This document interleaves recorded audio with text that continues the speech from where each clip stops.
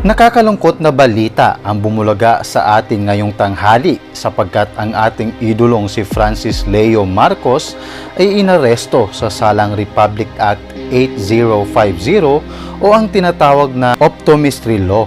Ano ba ang ibig sabihin ng kasong ito? Meron nga bang sapat na batayan ang NBI para arestuhin ang ating idolo? Atin pong tungayan sa susunod na video ang buong pangyayari. The National Bureau of Investigation, Director Eric Distor, wishes to announce and confirms the arrest of Francis Leo Marcos. That's the name given to us in the booking sheet by the Computer Crimes Division under Chief Vic Lorenzo today in Quezon City. Mr. Francis Leo Marcos was arrested pursuant to a warrant of arrest issued by the Honorable Judge Aida Rangel Roque. The warrant is dated February 2018. This is in violation of Republic Act 8050 or the optometry law. We have other holdings and we are verifying the holdings of the NBI as against his involvement in other activities. There is also a warrant being verified. This one was filed by the NBI in 2006, the warrant issued for violation of the Anti-Human Trafficking and Persons Act. This is for qualified trafficking, so this is an unavailable warrant for his involvement in the recruitment of children. Also, there is a warrant for violation of Republic Act 9262. Ito yung sa exploitation, abuse, and violation of women and children. This one is issued in Gapan City. Also, we are in the process of verifying the true identity because we have been receiving reports that he had been using a name before, Norman Gakusin. Mangusin, I'm sorry. The person to my right, Mr. Francis Leo Marcos, is assisted by his counsel, Attorney Gustido.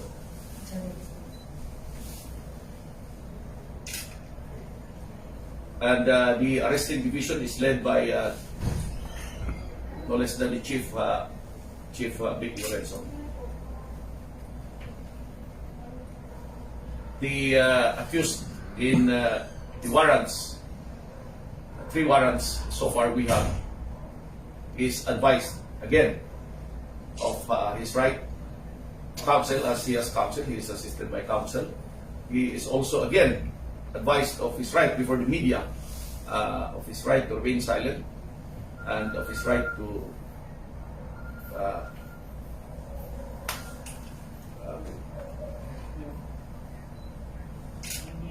get to not talk. Anything he says under our custody may be used against him in any forum. Any questions? Sir, ano po yung background po nung sa kailan po na ipalabas yung third case, third warrant po na bine-verify? Which one?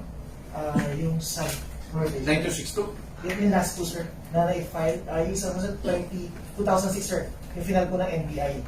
2006, we have here the agent who filed this case. He is now a chief, agent or Chief Demetria.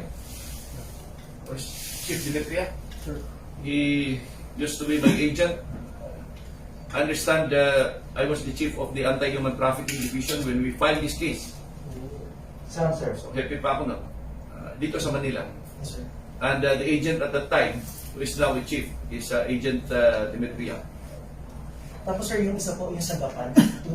Yung Sagapan, we are verifying the details of this case. We have a copy of the warrant.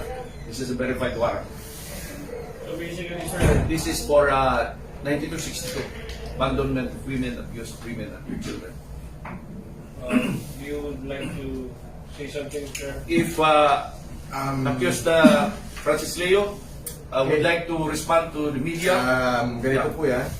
First and for all, wala po akong kilalang taga-Gapan na Ecija at hindi pa ho ako napupunta ng Gapan. So, may natatandaan lang ho ako dyan na meron akong complainant na taga-Gapan na kinasuhan ho ako ng estafa, which is naglaban ho kami sa korte at nanalo po ako, yun po ay acquitted. So baka sila rin ho yung may gumawa niyang violation of 9262 na yan. Yan po ay hindi po talaga ako taga-Gapan, hindi ko po kilala kung sino yung nagsampa niyan. Regarding naman po dun sa Republic Act 8050, yan po ay noong 2010, nung ako po ay namigay ng libreng optical mission sa buong Baguio City po. Which is kasama ko po yung mga doktor na yan, ang nagdemanda po ay yung may mga may-ari ng optical clinic. Dahil wala ho silang kinikita, dahil ako po ay namimigay ng libreng check-up at libreng salamin sa mata. Ngayon po, dahil po yan taon-taon kong ginagawa yung optical mission na yan, at least 3 times a week, 3 times a year, pag kumikita po ako, nung pong nag-humanitarian ako, the same thing sa General Santos somehow in 2014, hanggang Coronadal, hanggang South Cotabato, sinasampahan din mo ako ng the same group, yung Integrated Philippine Association of Optometrists. At yan po ay nakuhanan ko ng visit order kay Judge Noel sa Jensa noong 2014. Ngayon, kaya po kanina, nung pumunta po sa akin si Chief Lorenzo, sabi ko ako po isasama sa inyo at para liwanagin natin yung disease order ko at yung disease order ko at saka yung warrant of arrest ng violation of RA 8050. Now, yung isa pong warrant of arrest involving na human trafficking, yan po ay wala po akong nalalaman at hindi ko po alam yan. Wala po talaga akong nalalaman, hindi po ako na-involve dyan sa kahit anumang illegal na aktibidades. Hindi po tayo naging kriminal o hindi po tayo na-involve kahit po holdapan o kung ano man. Tayo po ay masipag, masipag po tayo maghanap buhay, masipag tayo magtrabaho. Ayun po, yun lang po ang aking masasabi. The rest po ay sabi ka naman. Sir, may isang tanong lang po kasi may binanggit si Sir Davin na meron din po silang question sa identity. Ano po ba talaga? Sir, ganito po kasimple yan eh. Ako po ay Marcos, ako po ay Marcos. Kung may problema po sa pagiging Marcos ko, dapat po nanay ko ang tanungin. Sapagkat hindi naman po ako ang gumawa ng pangalan ko, kundi po ibinigay po sa akin yan ng aking ina. Pero related kayo sa dating presidente, no? Hindi ko po yan masasagot. Ang matasabi ko lang po, kung may question po regarding sa pagka-Marcos ko, yan po yung aking ina. Ako po na nagkaisip ng 1997, yan na po ang aking identity, yung Francis Leo Marcos po na yan. Andyan po lahat ng mga passport ko, magmula nung kung kaluma-luma ang passport, dala-dala ko po yan. Ayun po, ang aking masasabi. So, gumawa po kayo ng effort para ma-identify din po, at least may reklamo kung totoo man. Opo, ako po ay may complaint sa NBI po. Nag-email po ako sa kanya regarding po sa proliferation of those fake account. Na yung iba pa nga po, talagang sinasabi na ako daw po ay nanghihingi ho ng mga donasyon. Hindi po.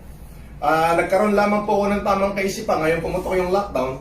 At sabi ko, gusto ko magkaroon ng kasaysayan ng aking buhay. Kaya po, yung pong pera ko, at sagutin ko na rin mo ito, marami nagtatanong saan daw yung galing yung aking pera. Ako po'y nagbenta ng ari-arian ko na minana, dito po sa Ramon Isabela last 2 years ago, at yung pong isang bahay ko, ibinenta ko ng halagang 40 million. So medyo malaki-laki po yun, yung 36 hectare na pinagbilang ko at saka ng aking bahay. Siya pong aking inuubos na pinamimigay ko sa taong bayan. Yun lamang po.